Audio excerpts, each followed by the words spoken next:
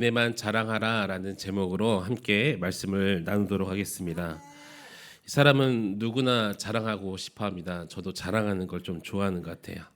무엇을 이루었는지, 또 얼마나 우리가 헌신했는지, 얼마나 내가 능력이 있는지 자신의 가치를 증명하려고 우리가 살아가는 것 같습니다. 심지어 신앙 안에서도 우리도 모르게 자랑을 쌓아가고 있어요. 기도의 시간도 나의 자랑이 되어버렸고요. 또 섬김의 자리도 나의 자랑이 되었고, 받은 은사, 그 모든 것들이 어느 순간 하나님이 아니라 나를 드러내는 도구가 되었다는 것입니다. 이건 애화인데요. 평생 하나님께 받은 능력으로 많은 사람들을 위해서 기도하고 또 병 고치는 은사를 사용했던 한 권사님이 있었습니다. 그 권사님이 누구보다 열심히 살았다고 스스로 생각하고 누구보다 헌신적으로 사역을 했다고 스스로 생각을 했어요. 그리고 마침내 천국에서 우리 주님을 만났습니다. 그때 권사님은 기쁨으로 이렇게 고백하는 거예요. 주님, 제가 주님을 너무 보고 싶었습니다. 근데 놀랍게도 주님께서는 이렇게 말씀하셨다는 것입니다. 나는 도무지 너를 알지 못한다. 우리 많이 들어봤던 애화이기도 하죠. 권사님이 충격을 받으면서 울면서 이렇게 이야기를 했다고 해요. 주님, 제가 평생 주님을 위해서 병든 자들을 위해서 기도하고 그렇게 많은 병자들을 고치면서 살았습니다. 또 어찌 저를 모른다고 이렇게 말씀하실 수가 있으십니까? 주님께서 뭐라고 말씀하셨냐면, 너는 평생 너를 위해서 병을 고쳤고 너의 이름을 높이며 살았다라고 말씀하셨다는 거예요. 내가 그들을 고친 것이 아니라 네 능력이 아니라 그들의 믿음과 내가 그들을 사랑했기 때문에 고친 것이지, 내가 준 능력으로 너는 그들을 고치거나 이렇게 기도해 주는 것이 아니라 너를 위해서만 사용했다라고 말했다는 것입니다. 물론 이야기는 애화이지 실제 성경에 나온 이야기는 아닙니다. 그러나 이 애화가 우리에게 주는 메시지가 뭐냐면, 하나님을 위해서 일한다고 이렇게 말하면서도 실제로는 우리가 우리의 교만에 빠져서 나를 위해서 살아갈 수 있다는 사실이라는 거예요. 그래서 우리가 주님의 일을 감당하면서도 하나님의 영광을 위해서가 아니라 나를 위해서, 나의 영광을 위해서 내 이름을 높일 수 있다는 사실입니다. 그래서 오늘 본문에서도 사도 바울은 우리에게 질문을 던지죠. 너희를 부르심을 보라. 너희가 무엇으로 여기까지 왔느냐라고 우리에게 물어보고 있다는 거예요. 너희의 자랑이 과연 어디서 왔느냐? 사랑하는 성도 여러분, 우리의 신앙을 오늘 말씀에 비춰보시기를 축복합니다. 과연 나는 무엇을 붙들고 살아가고 있는가? 그래서 나는 무엇을 자랑으로 여기고 또 자랑하며 살아가고 있는가? 이 말씀을 통해서 성경적으로 또 주님께서 말씀하신 것처럼 우리의 자랑이 무너지고 오직 하나님의 영광과 은혜만 남는 우리의 인생이 되시기를 우리 주님의 이름으로 간절히 축원합니다. 오늘 보면 첫 번째로 하나님은 자랑할 것 없는 우리를 은혜로 부르셨음을 말씀하고 있습니다. 이 바울은 지혜로운 자가 많지 아니하며 능한 자가 많지 아니하며 문벌 좋은 자가 많지 아니하도다라고 말씀을 하시죠. 이 말씀이 단지 고린도 이 교회에 그런 상황을 말씀하시는 것이 아니라 하나님께서 어떻게 사람들을 부르셨는지를 우리에게 말씀하고 계시다는 거예요. 하나님께서는 세상적으로 뛰어난 사람들만을 선택하지 않으셨습니다. 오히려 하나님은 자랑할 것이 없는 사람을 부르셔서, 그들을 부르셔서 하나님의 그 은혜, 하나님의 지혜, 하나님의 영광을 드러내셨다는 거예요. 이것은 구원의 본질이 인간에게 있지 아니하며 하나님께 있음을 보여주기 위한 하나님의 은혜이고 지혜임을 여러분 믿으시기 바랍니다. 그런데 우리는 종종 착각하죠. 내 믿음이 좋아서 여기까지 왔다라고 착각을 해요. 내가 다른 사람보다 조금 낫기 때문에, 내 마음이 선천적으로 좀 선하기 때문에 그렇게 하나님께서 나를 사용하신다라고 생각합니다. 이제 내가 기도를 많이 해서 교회를 오래 다녀서 나에게 어떤 직분을 주셔서 하나님께서 나를 사용하신다라고 생각하며 착각한다는 거예요. 그런데 성경은 분명히 말씀하시죠. 우리가 여기 있는 오직 한 가지 이유, 하나님이 우리를 부르셨기 때문입니다. 내가 이 자리에 선 것이 아니라 하나님께서 우리를 부르셨기 때문이에요. 우리의 시작은 은혜였음을 여러분 다시 한번 기억하시기 바랍니다.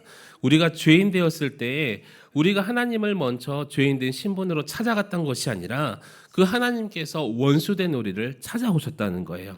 우리가 하나님을 선택하기 전에 하나님께서 저와 여러분을 먼저 선택해 주셨어요.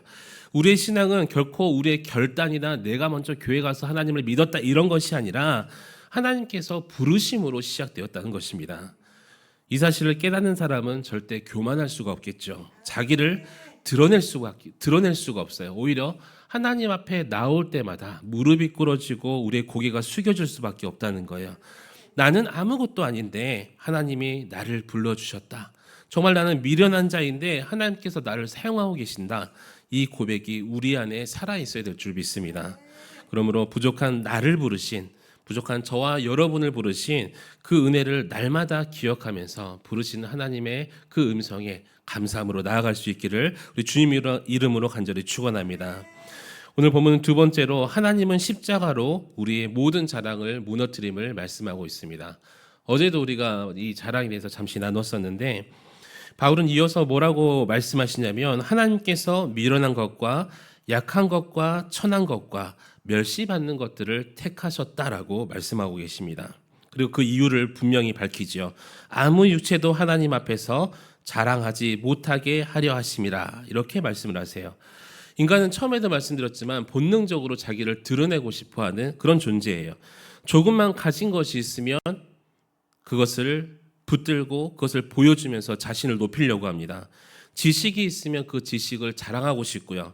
힘이 있으면 그 힘을 자랑하고 싶고 그 돈이 있으면 돈을 자랑하고 싶고 자식이 잘 되면 자식을 자랑하고 싶고 신앙이 깊다고 생각하면 그것마저 자랑하려는 것이 바로 우리들이라는 거예요. 예전에 섬기던 교회에서 큐티 모임을 하고 있는데 한 권사님이 그런 말씀을 하시는 거예요. 나는 매일 성령 충만한 삶을 살아가고 있다. 성령께서 매일 나를 인도하신다. 얼마나 감사하고 귀한 고백입니까? 그런데 그 자리에 함께 있었던 권사님들이 혀를 끌끌끌 차는 거예요. 왜요? 성령 충만하다고 고백하신 그분의 삶 속에서 성령의 나타남이 전혀 느껴지지 않는 거예요. 나는 기도하는 사람이야 이렇게 자랑합니다. 그러나 삶 속에서 기도의 열매들이 보이지가 않아요. 물론 열매가 없다고 성령 충만하지 않다라고 단정지어 말할 수는 없습니다. 삶이 부족하면 가짜 신앙이라고 이렇게 단정지을 수 없지만 점진적으로 변화할 수 있는 삶을 살아갈 수 있어요. 나중에 열매를 맺힐 수가 있습니다. 그런데 제가 말씀드리고자 하는 이 포인트는 뭐냐면 교만이라는 거예요. 신앙생활을 하면서 저와 여러분이 사실상 얼마나 교만한지 모른다는 거예요. 마치 자신이 하나님인 양 그렇게 성령 충만함의 이름을 갖다 붙여놓고 고상한 척 거룩한 척 하면서 그렇게 그 나의 신앙을 자랑하면서 살아갈 때가 너무나 많다는 것이죠.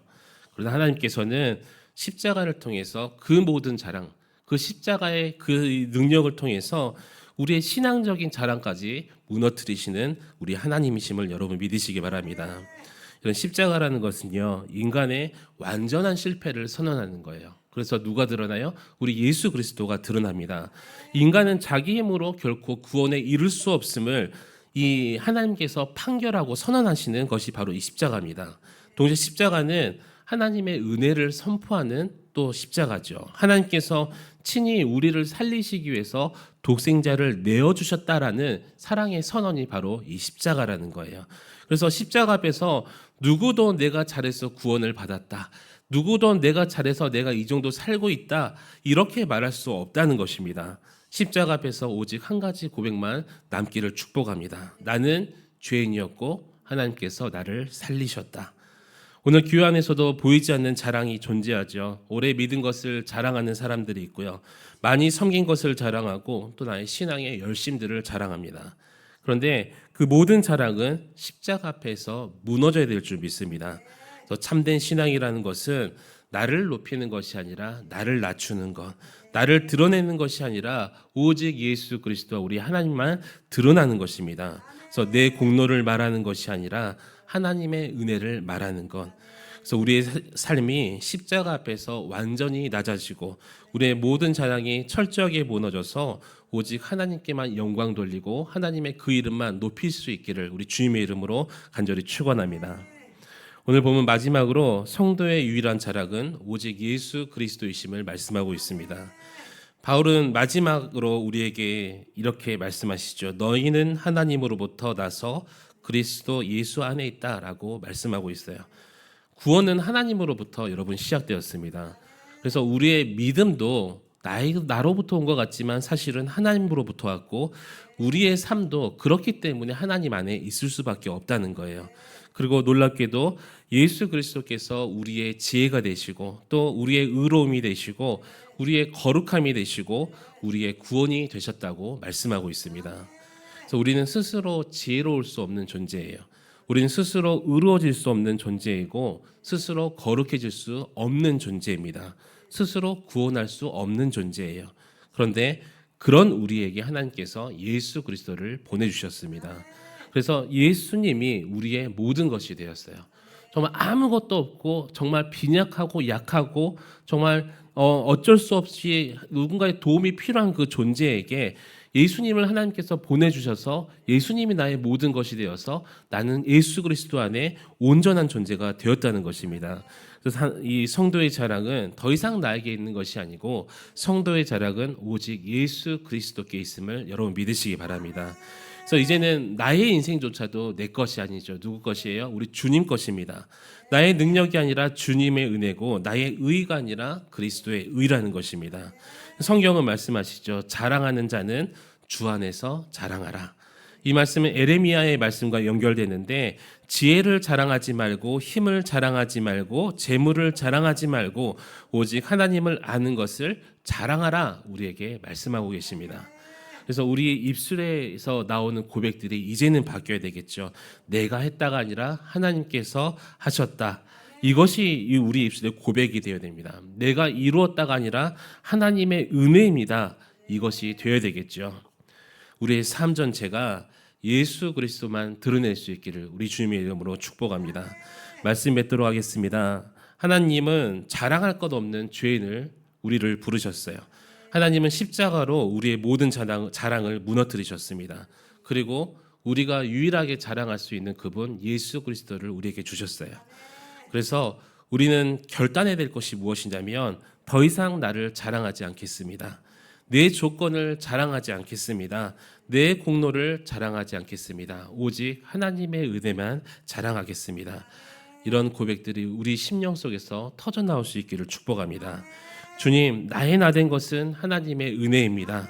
내가 자랑할 것은 오직 주님뿐입니다.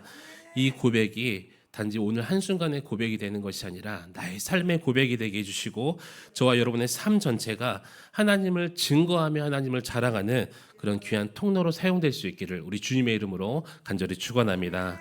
우리 함께 기도하실 때 주님 나의 모든 교만과 거짓을 십자가 앞에서 완전히 무너뜨려 주시고 이제는 더 이상 나 자신을 드러내며 살아가는 인생이 아니라 오직 하나님의 은혜만 드러내며 자랑하며 살아가는 삶이 되게 해달라고 주님의 이름으로 한번 부르짖고 간절히 기도하시겠습니다.